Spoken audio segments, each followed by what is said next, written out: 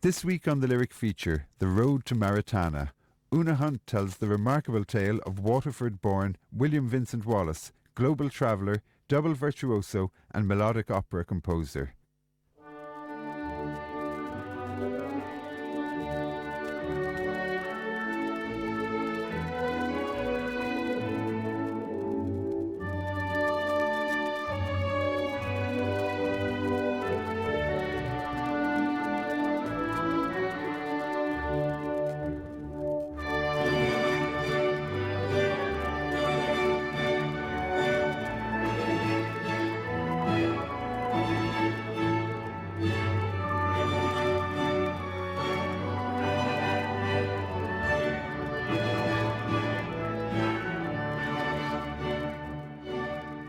Anyone that likes Gibbs and Sullivan and likes Verdi and Donizetti and probably a bit of Bellini will really warm to Wallace's music.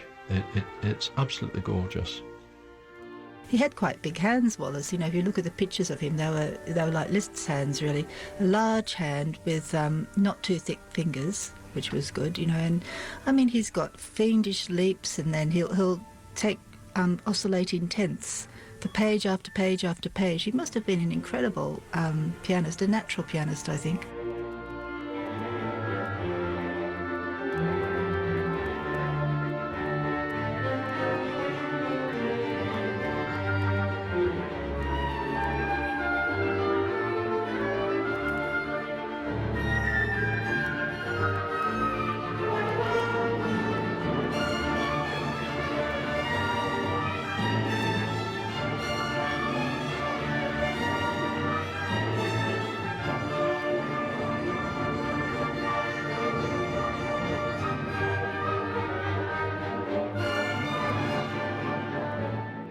Wallace was very, very famous in his own day, and not only in Ireland, I mean, all over the world. He travelled, he had huge successes in North and South America, and in Australia, and in Europe, and he wrote music which was wonderful. Today people think it's perhaps too accessible, too simple. Well, that's their problem. To me, he wrote very beautiful music, had a wonderful melodic instinct, and he had a good feeling for the orchestra. He was a brilliant pianist, a brilliant violinist, and knew how to write for the instruments. Oh, I think it's time he was really taken very, very much more seriously than he has been.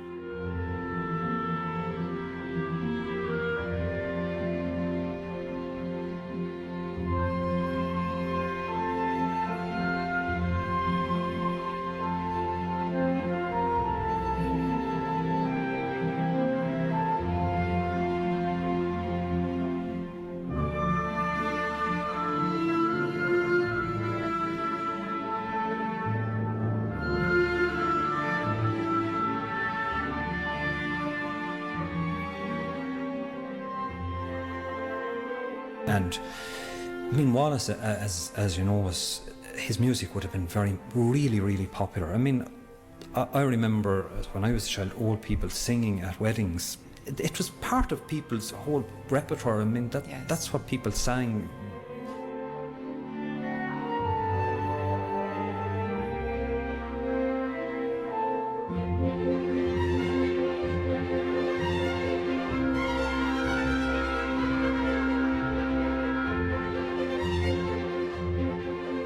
Read his history, we read everything we could find, and we talked about him, and we kind of got to know him.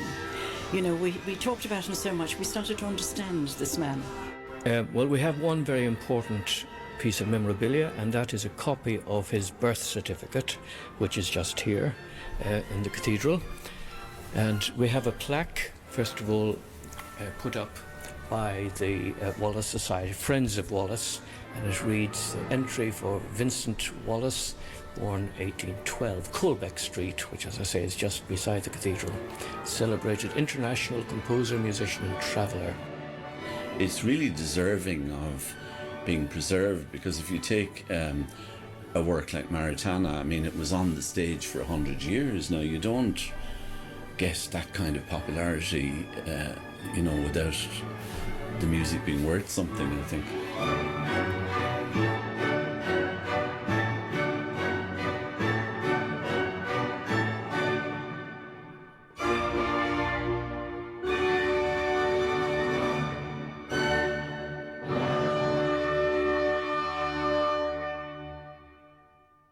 On my bookshelf at home is a small, almost insignificant little book that was given to me quite by chance many years ago.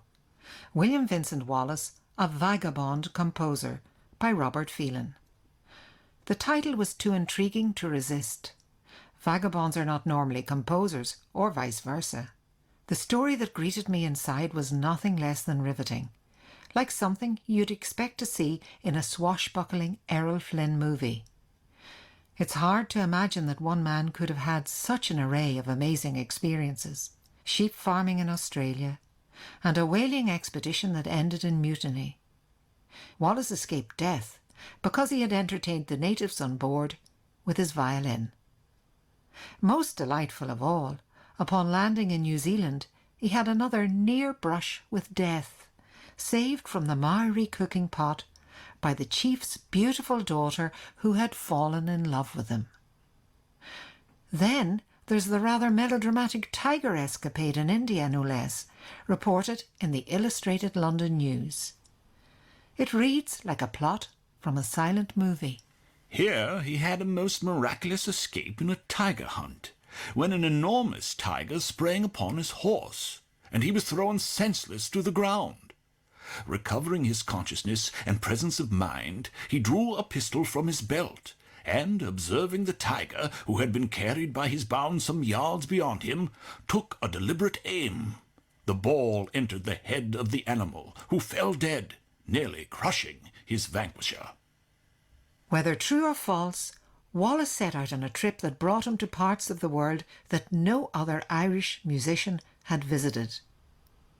And the legends lend a mystique to a personality with an appetite for adventure. But there are those who feel that the tales of his escapades only serve to detract from Wallace's reputation today. His musical achievements were certainly extraordinary in their own right. A composer and performer who achieved success and global recognition during his lifetime, but is still virtually unknown today. His odyssey brought him to remote regions of the world where he performed as a double virtuoso. Many of his listeners were undecided which instrument he played better, for he seemed to perform with equal ease and dexterity on both piano and violin. And instrumental prowess is only a small part of the Wallace story. A suite of popular operas sealed a considerable achievement, and one gained iconic status, Maritana, although even this work is barely known today. Wallace's opera remained popular well into the 20th century, but most, if not all, of his other operas are completely unknown. It's an all too familiar story, especially with regard to Irish composers. Still, music goes in and out of fashion, and Wallace is no exception. It never occurred to me to look for his piano music, but I came across it quite by chance while researching in the National Library of Ireland. The Celtic fantasies based on Moore's melodies looked really interesting, so I brought copies home to try out on the piano. The appeal was immediate, naturally charming, beautifully written for the instrument, and full of drama and long, luscious melodies.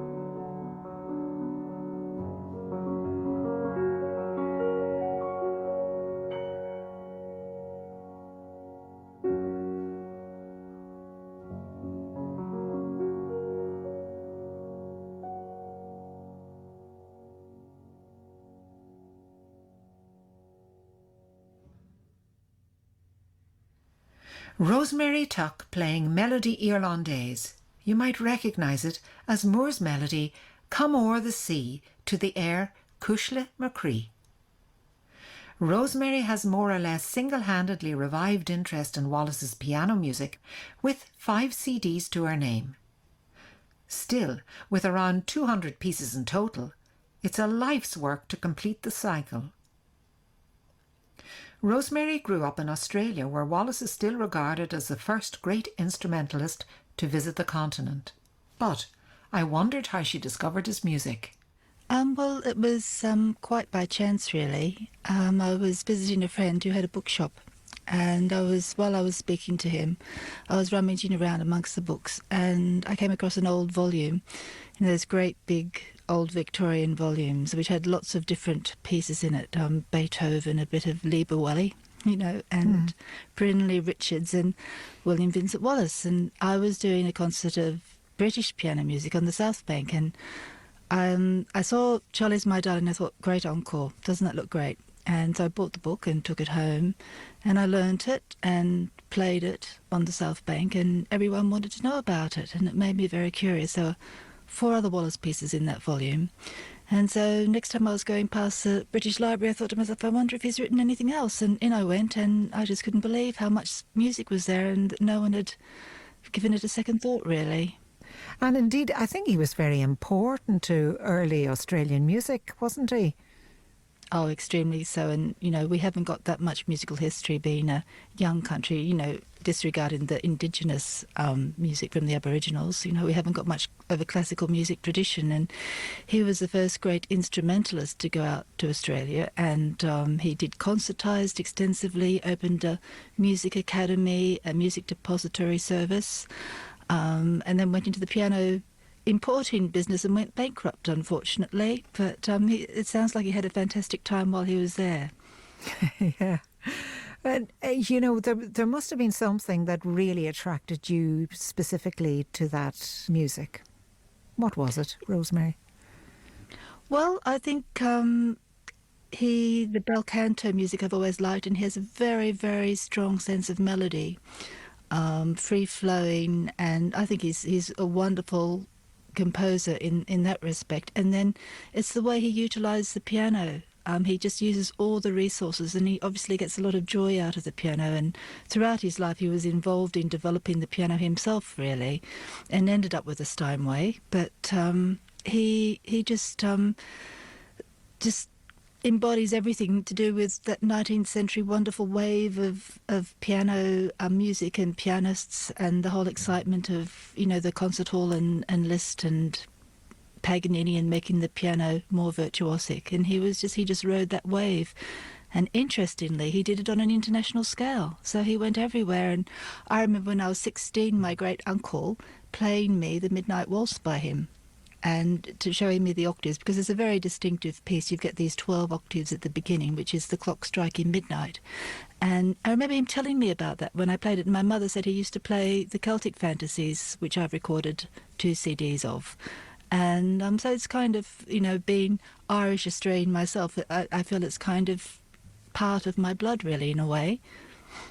Well, I'm sure he influenced Percy Grainger in that respect, in that Percy Grainger went on and he was very, very instrumental in reviving folk music and melodies and putting them into new works. And I'm quite sure he would have played some Wallace in his early days out in Australia, because it was there. I know from first-hand experience, obviously, but and it's not only the amount that he wrote, but the quality of them as well. They're so inventive, and he treats each of them. There, quite a few there are in set variation form, but there are others that completely go off that. And I think it's wonderful how he utilises the piano and bring out some really beautiful, very kind of exquisite moments that are just lovely to get round, and it's lovely just to sit at home and play them, really, which is what people did. But I don't think he actually performed them that much himself in concert, to be honest. Yes. I think his music isn't that easy. I think it's challenging for any pianist. Would you not agree? Oh, definitely. I mean, some of it's fiendish and, huge leaps. And then he had quite big hands, Wallace. If you look at the pictures of him, they were like Liszt's hands, really. A large hand with not too thick fingers, which was good, And I mean, he's got fiendish leaps, and then he'll take oscillating tenths for page after page after page. He must have been an incredible pianist, a natural pianist, I think. He's mad on repeated notes, but and often there are several things going on at the one time. Yeah, I've got used to it over the years. But when I first started, I thought, goodness gracious, the music isn't of what I would call it's not all on the one kind of quality, and there are some pieces that fall short, which don't think should be recorded. And what I've tried to do is cherry pick and get what I think. I look for obviously a good melody or something that's immediate in the piece, and I like the piece to go somewhere. Some of the polkas are quite superficial, and they don't show him at his best in that they tend not to develop, and they're mainly there to titillate the ear. I mean, that winter polka is an extreme example of that, with its big glissando runs and everything. And so it hasn't got the qualities that some of them bring, and some of them are so heartfelt and beautiful and just, really well thought out that, I really try to put the best into those. And, it's very hard for me to present him in concerts and things. I always have to push. But he's getting better known now, and I've done several broadcasts in Australia of his music and talked about him on ABC Classic FM radio. And there have been articles published on Wallace in Australia, and people have done theses and things. But he's not really that well known anywhere, strangely enough. And so it's been a real kind of pioneering experience. I mean, certainly taking that great body of piano music and trying to silver through it and find the best things and get a sense of what he was all about has been a tremendous challenge.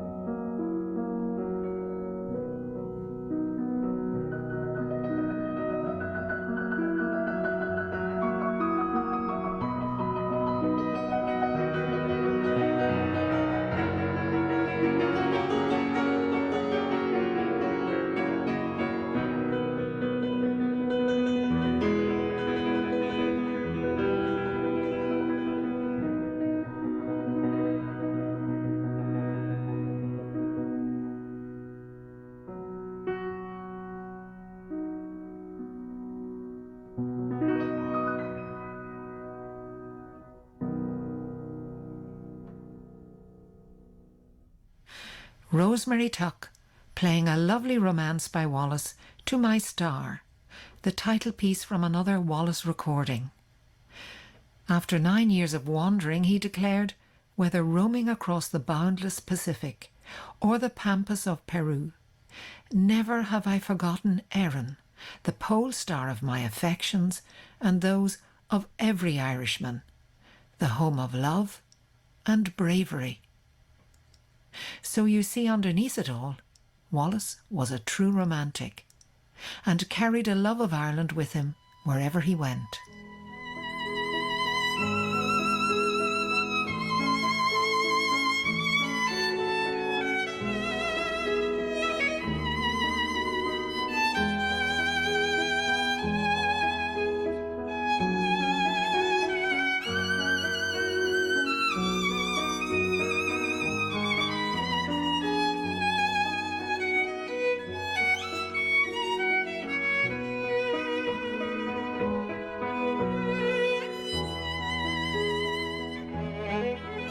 In the colony, Wallace was known as the Australian Paganini.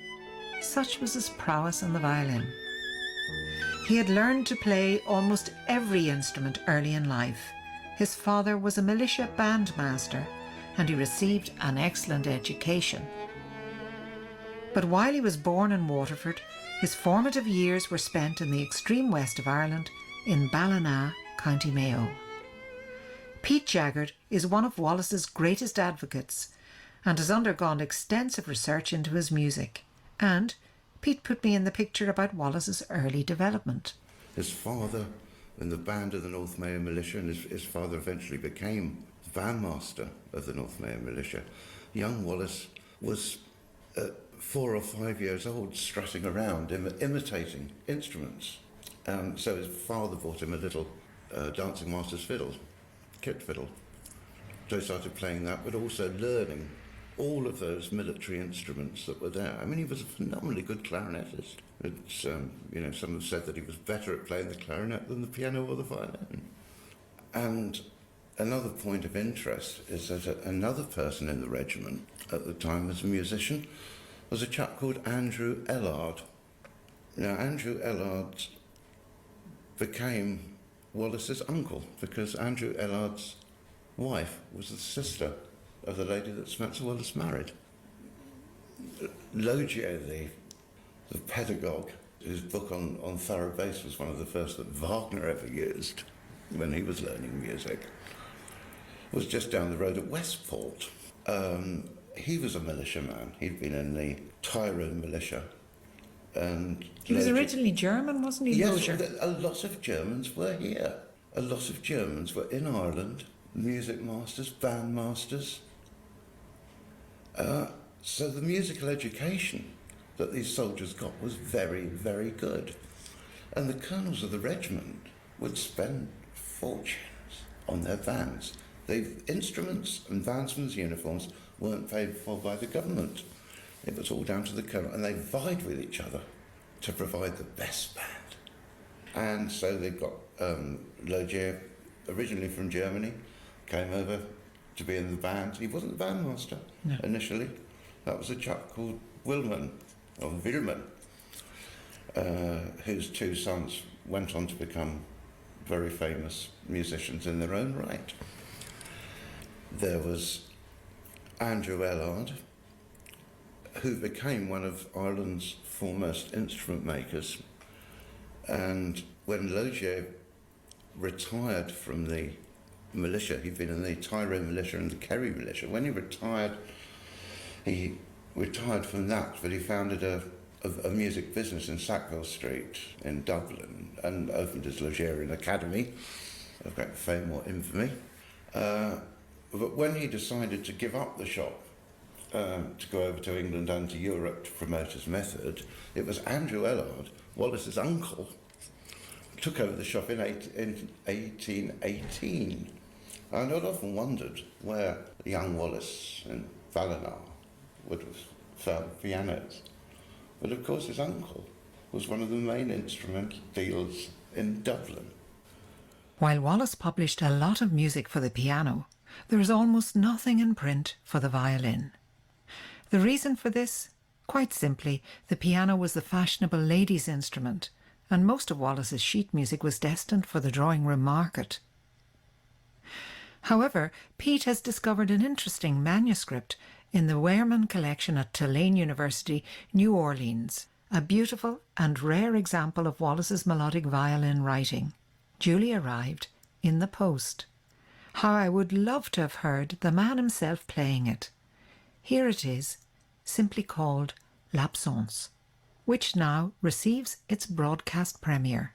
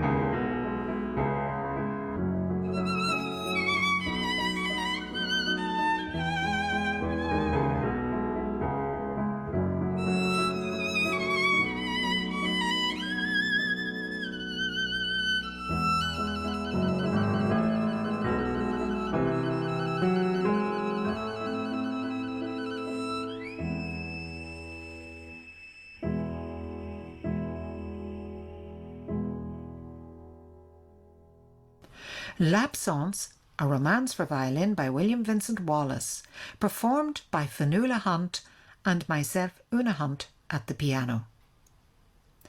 As a young man, Wallace performed on his violin for various concerts in Dublin and played in the orchestra that accompanied Paganini, the great violinist, in 1831. Wallace was so impressed with the virtuoso's performance that he used to sit up all night practicing the pieces Paganini played.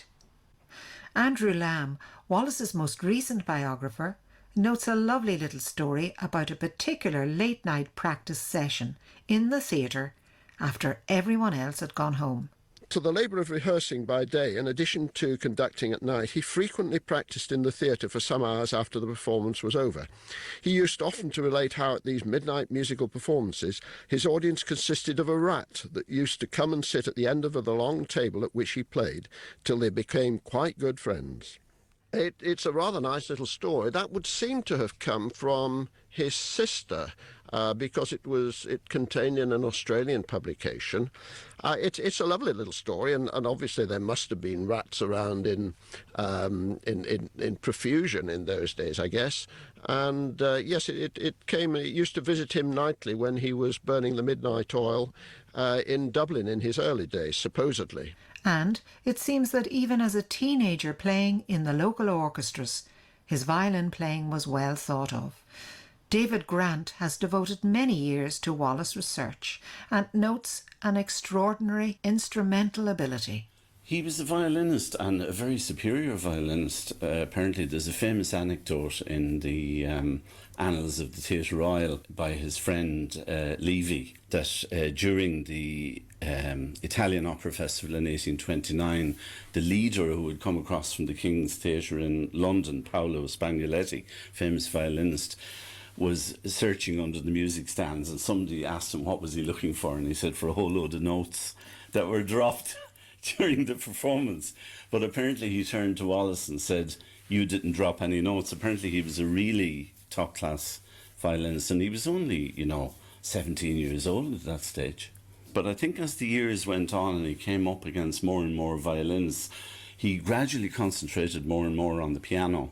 But I think people who heard him play both, it was almost difficult to tell which he was more masterful at, He was really a very exceptional sort of double virtuoso, I think. Because apparently the quality of the music that he wrote for both instruments, I mean, if you examine each, there aren't so many violin pieces, but if you examine the quality of the music he wrote for the violin, it's up there with Paganini and those. And then when you come to the piano pieces, I mean, you know yourself as a pianist, you could play some of Wallace's piano music and people would mistake it for Liszt. I mean, there's that kind of virtuosity in there. So he's an extraordinary musician, I argue, and of course people can say I'm biased, but I would argue he was the greatest actual technical musician to come out of Ireland, certainly in the first half of the 19th century,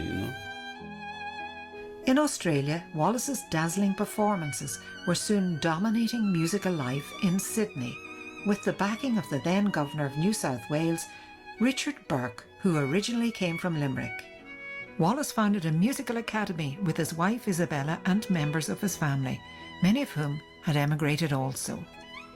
And he was not only the first great instrumentalist in Australia, he was probably the first to actively promote Irish music with his variations on The Last Rose of Summer.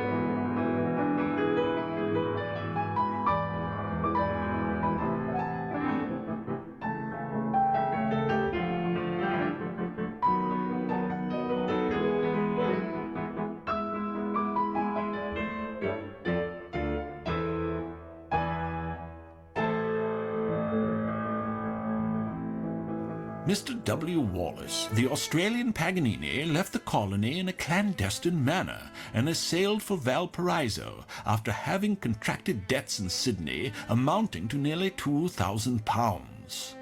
In one or two instances which we could mention, his conduct has been heartless in the extreme.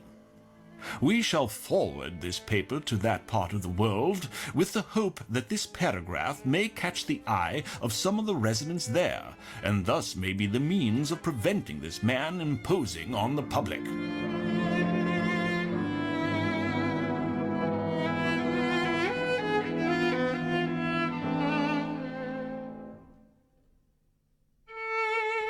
Some bad press for Wallace from the Sydney Gazette, whether justified or not. But Wallace was anxious to perform wherever he went, even if his travels took their toll on his practice regime. David Grant told me about his travels in South America.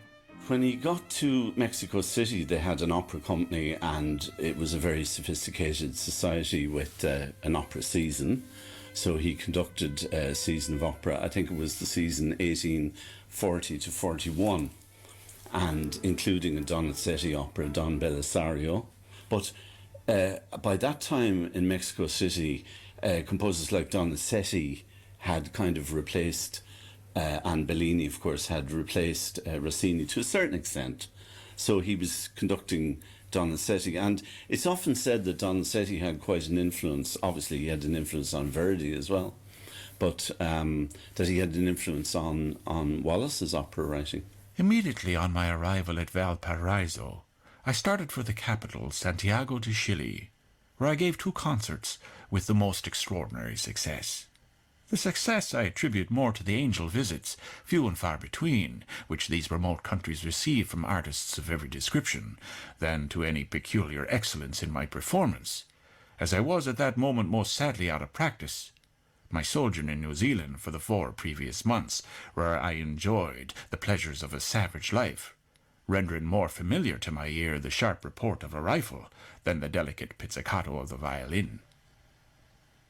He visited Buenos Aires, Lima, Panama, Jamaica, Cuba, and Mexico City, where he conducted that season of Italian opera. Then New Orleans and New York beckoned. Mr. Wallace, said to be an accomplished musician, has arrived here from the West and will give a concert on Wednesday night. The New Orleans papers contain notices highly commendatory of his talents, from among which we copy the following from the Bee. Mr. Wallace, the very exalted position which this gentleman enjoys in his profession is an evidence that, though shadowed by reverse, true merit may languish for a season in obscurity, yet it will ultimately win its way to favor, and the enjoyment of adequate reward. Mr. Wallace came among us, not preceded by noisy rumors telling of his success, nor flaming announcements burning with his praise, but alone he came, unheralded and unknown. The people heard him, and he was at once declared to possess over his 2 favorite instruments, the piano and violin, a more complete mastery than any artist who had ever preceded him. The efforts of genius, of whatever stamp they may be, are never so truly worthy of admiration as when accompanied by modesty. This rare feature, which is always discoverable in Mr. W.'s performance, imparts to it a charm which will be remembered long after his magic strains shall be forgotten. Another artist of such skill we may not soon expect. So all whose souls are awake to music's charms should by no means miss this, the farewell concert of Mr. Wallace. Wallace's next stop was London, where tales of his adventures helped to promote his performing career and publications. And it was here that he met his greatest success, not as the Australian Paganini, or Ireland's answer to Liszt, but with a new venture, his own opera, Maritana. Although he was just 33 years old, Wallace already had enough experiences to fill several lifetimes. Little wonder, then, that they are so proud of him in Waterford, the city of his birth, and well-wishers and admirers such as the Friends of Wallace mounted a festival to celebrate the bicentenary. Well, perhaps I couldn't follow his trail through the Andes, but I was certainly curious to discover the Irish dimension to Wallace's modern-day story, with a visit to Waterford's Museum of Treasures, where I met Maureen Fitzgerald, Honorary Secretary of the Friends of Wallace, along with the museum's director, Eamon McAneny, who showed me the Wallace collection. Because this is the music room, you can see the chimney piece was chosen. It's an Irish chimney piece from 1780 with the musical instruments on it, so that because we know this was the music room. And if you look out through the window here, over onto Colbeck Street, which is one of the oldest streets in the city, you see the blue plaque on the wall over there. It's a stone Indeed, wall. yes.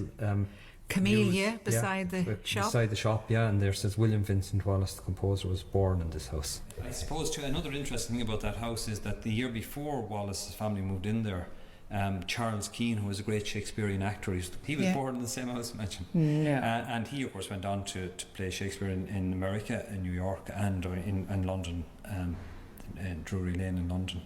I think he was noted for his portrayal of Richard III. So we're standing in front of a lovely glass table here. Tell us what this is, Maureen.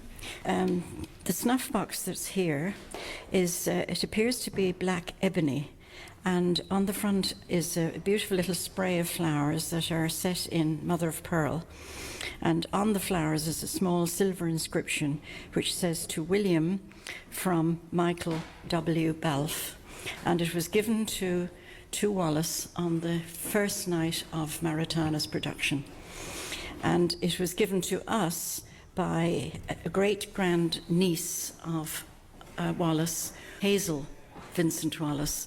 Now, she was quite famous in her own right in London. She had her own theatre again. Her father was a very, very good violinist and conducted orchestras. She has visited Waterford through the years, and she gave us this for the collection here, and was very sorry to part with it, but she felt that it should be here for posterity.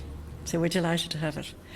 And the inscription, it's lovely inlaid, as you can see, with silver, and it says from Balfe to Wallace. And apparently this was given to him in London on the night that he opened with Maritana.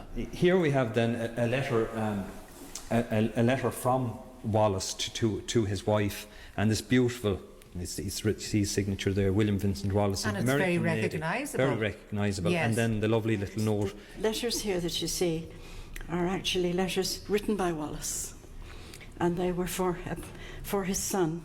He has it here. This is when he was actually composing the Amber Witch. And then here it says here, "Dear Clarence, be a good boy and love and obey sweet mamma.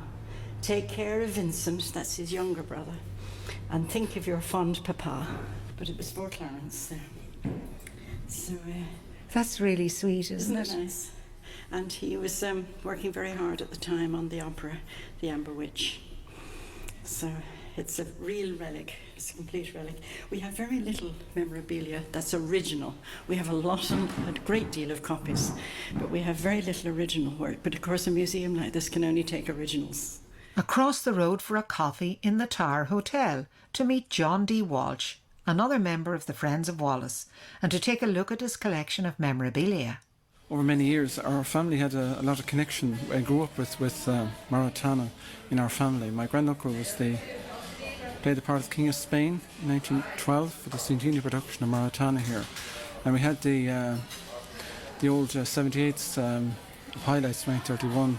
I remember they being brought to our house in 1965, and my father putting them onto a reel-to-reel recorder. So my granduncle was still alive at that stage, so he was able to bring them in and play them back to him. But my granduncle really said, "Oh, I sang much better altogether. Those fellas wouldn't match up to me, you know." So he died 3 years later. But anyhow, that was that I can vividly remember that.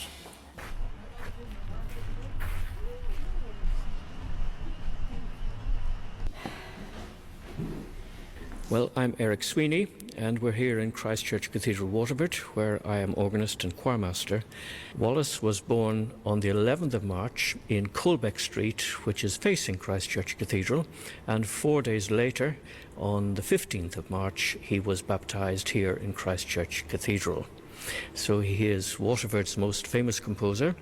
We're doing a special service of morning prayer as it would have been sung in 1812, or as near to that as we can make it. And what is your particular favourite from the service? Well, I like the anthem Angelus. It's a bit of a potboiler, but it shows Wallace's subtlety at the same time. He was a great crowd pleaser, and he had what you could call the common touch. But he also was a composer of great subtlety and a keen ear for what worked as a composer. Simple effects, they don't look much on the page, but in performance they come across very well, and well-judged contrasts of dynamics and so on. So Angelus, I think, is a good example of his fine talents as a composer.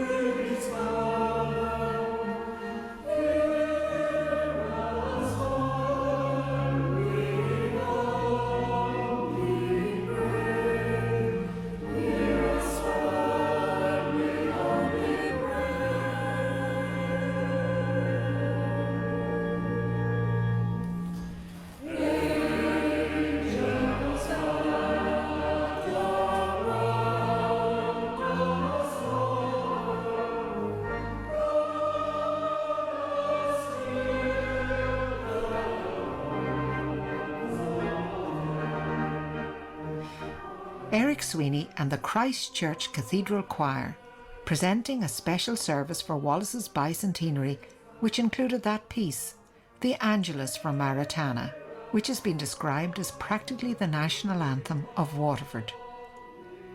Join me for the next programme in the Road to Maritana, which includes a trip to a part of Ireland that has only recently discovered its connection to William Vincent Wallace. And I'll visit the National Library of Ireland to see the magnificently illustrated volume of Wallace's music, dedicated to the ladies of the United States. But for now, I'll leave you with Eric's own arrangement of one of Wallace's unfamiliar operas, The Amber Witch, the finale from Act 1 as an organ voluntary.